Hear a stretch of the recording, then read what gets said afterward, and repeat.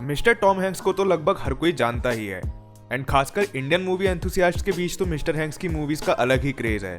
अगर मैं किसी ट्रू मूवी लवर की बात करूं तो उसने फॉरेस्ट गंप या टर्मिनल तो देखी ही होती है एंड अगर आपने फॉरेस्ट गंप नहीं देखी है तो समझ लेना कि वो मूवी एक ऐसा जैम है जिसको देखने के बाद आपका मोटिवेशन एंड इंस्पिरेशन 100 हो जाएगा।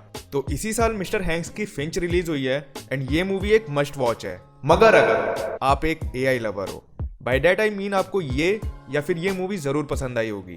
अगर आपको भी ऐसी मूवीज पसंद है जिसमें इमोशंस को टेक्नोलॉजी के थ्रू दिखाया गया हो तो आप इस मूवी को जरूर देखना। तो बिना किसी देरी के मूवी के बारे में डिस्कस करते हैं। चलो यार फिर वीडियो को शुरू करते हैं।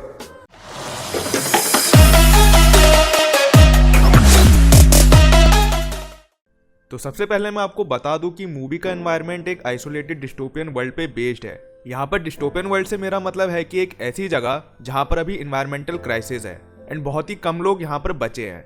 मूवी में बस एक ही इंसान को स्क्रीन पे दिखाया गया है एंड वो है फिंच वाइनबर्ग। नाउ अभी मूवी को आप दो हिस्सों में डिवाइड कर लो, एक पार्ट जहाँ पर फिंच कहानी में मौजूद है एंड दूसरा जो कि एंडिंग का पार्ट है जहाँ पर फिंच स्क्रीन पे मौजूद नहीं है क्योंकि उसकी डेथ हो जाती है। नाउ अब जो फिंच की डेथ के बाद के कुछ सीन्स है वो अपने आप में बहुत ज्यादा आइसोलेटेड, कहीं ना कहीं इमोशनल और एआई के बारे में है, जहां पर हमारी ये सोच को क्वेश्चन करा गया है कि क्या एआई ह्यूमैनिटी के लिए खतरनाक साबित हो सकती है या फिर वो ह्यूमैनिटी को सप्लीमेंट्री हैंड प्रोवाइड करा सकती है। वेल आपके इस पे क्या थॉट्स है मुझे कमेंट्स में जरूर बताना।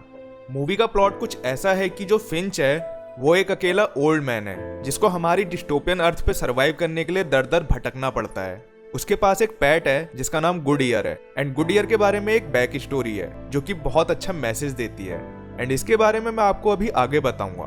तो फिंच एक hell of a genius AI scientist या इंजीनियर है जो अभी एक एआई प्रोजेक्ट पे काम कर रहा है। उसके पास गुड ईयर के अलावा एक और एआई मशीन है जिसका नाम है डुई, जो उसके लिए उसके ऑर्डर पे उसके काम करती है। वो भी एक तरीके से फिंच की पेट जैसी ही है। अब जहां तक मुझे समझ आया है वो ये है कि फिंच ने जो एआई रोबोट बनाया है वो बनाया ही इसीलिए है कि वो रोबोट गुड ईयर की प्रोटेक्शन कर सके, क्योंकि प्रोग्रामिंग के कुछ सीन्स में हमें फिंच एआई को डेटा सेट्स देके ट्रेन करवाते हुए नजर आता है। अर्थ की इतनी बुरी कंडीशन होने का कारण हम ह्यूमंस ही थे। जब पास्ट में सोलर फ्लेयर हुआ था जहां पर कुछ लोग अपने घरों में छुप गए थे तो कुछ सर्वाइवल के लिए एक जगह से दूसरी जगह खाने की तलाश में भटक रहे थे। फिंच भी उनमें से एक ही था एंड इसीलिए सर्वाइव कर गया और अभी तक सर्वाइव करने की कोशिश कर रहा है। नाउ अभी कहानी में आगे फिंच अपना एआई प्रोजेक्ट कंप्लीट कर लेता है एंड अब कहानी में आता है एक और नया character, the AI machine Jeff. आगे की कहानी में फिंच जेफ को बहुत सी नई चीजें सिखाता है जिसमें सबसे मेन होते हैं वो 4 डायरेक्टिव्स जो फिंच ने जेफ के प्रोग्राम में स्टोर करे होते हैं। इन डायरेक्टिव्स में सबसे इंपॉर्टेंट डायरेक्टिव 4 डायरेक्टिव होता है जो कि ये कहता है कि फिंच के एब्सेंस में जेफ को गुड ईयर की अच्छी केयर करनी है एंड उसे सेफ रखना है।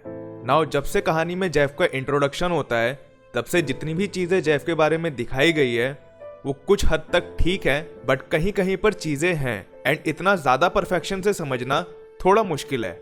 वेल ये सिर्फ मेरा मानना है एंड कहीं कहीं पे कुछ सीन्स तो मुझे समझ ही नहीं आए, जैसे कि जब फिंच मर जाता है तब जेफ कैसे उसका फ्यूनरल करता है and most important question of all कि जेफ की बैटरीज कहाँ है।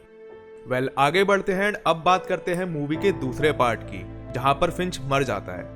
तो देखो मुझे ये लगता है कि फिंच ने बनाया ही जेफ को इसलिए था क्योंकि वो चाहता था कि उसके चले जाने के बाद कोई हो जो गुड ईयर की केयर कर सके। अब ऐसा क्यों है? वो इसलिए क्योंकि अर्थ की सरफेस पे सन फ्लेयर्स के गिरने का कारण हम ह्यूमंस ही थे। जब फिंच एक पास्ट स्टोरी सुनाता है कि वो गुड ईयर से कैसे मिला तो वो बताता है कि सोलर फ्लेयर्स के गिरने के बाद वो एक दिन सुपरमार्केट में खाना ढूंढ रहा था जहां पर उसे एक बच्ची और उसकी मॉम दिखी थी। उस बच्ची के हाथ में एक पिस्टल थी एंड उसकी मॉम ने उससे कहा था कि कोई भी आए तो उसको ये पिस्टल दिखाना और उससे खाना लूट लेना। थोड़ी देर बाद वहां एक स्टेशन वैगन आती है एंड उस वैगन में से कुछ लोग शॉटगन लेकर माँ और बेटी की तरफ बढ़ते हैं। थोड़ी देर बाद वहां फायरिंग शुरू हो जाती है एंड इन सबके बीच जो अकेला रह जाता है वो होता है छोटा सा गुड ईयर जो कि उस छोटी बच्ची के बैक पैक में होता है। सर्वाइव करने के लिए हम ह्यूमंस इतने ज्यादा एग्रेसिव हो चुके थे कि हम अपनी ही रेस को खत्म कर रहे थे, पर फिंच ये सब जानता था एंड इसीलिए उसने गुड ईयर को अपने पास रख लिया क्योंकि उसकी इसमें ना तो कोई गलती थी ना ही कोई कंट्रीब्यूशन। इनफैक्ट वो तो उन तमाम चीजों में से एक था जिसको हम ह्यूमंस ने हमेशा के लिए ग्रांटेड ले लिया था just because of that superior power called ability to think and innovate. After all Finch भी एक ह्यूमन ही था, मगर उसने अपनी लाइफ एक ऐसी चीज को बनाने में लगा दी थी जो ह्यूमन नहीं थी। एंड कभी भी ह्यूमंस के बराबर नहीं सोच सकती थी, पर ह्यूमंस के बनाए हुए रूल्स पे ही चलती थी।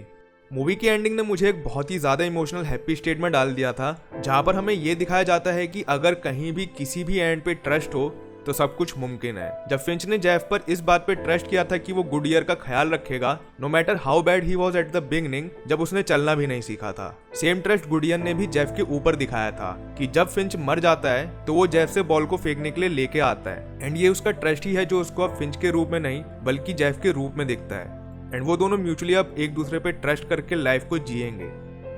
तो यार ये थे मेरे कुछ thoughts and views Finch movie को लेके। एंड आई होप आपको ये वीडियो पसंद आई होगी। अगर वीडियो पसंद आया तो वीडियो को लाइक करना, चैनल को भी सब्सक्राइब करना ऐसी और वीडियोस के लिए। मैं मिलूंगा आपसे अगली वीडियो में, तब तक के लिए टेक केयर, बाय बाय।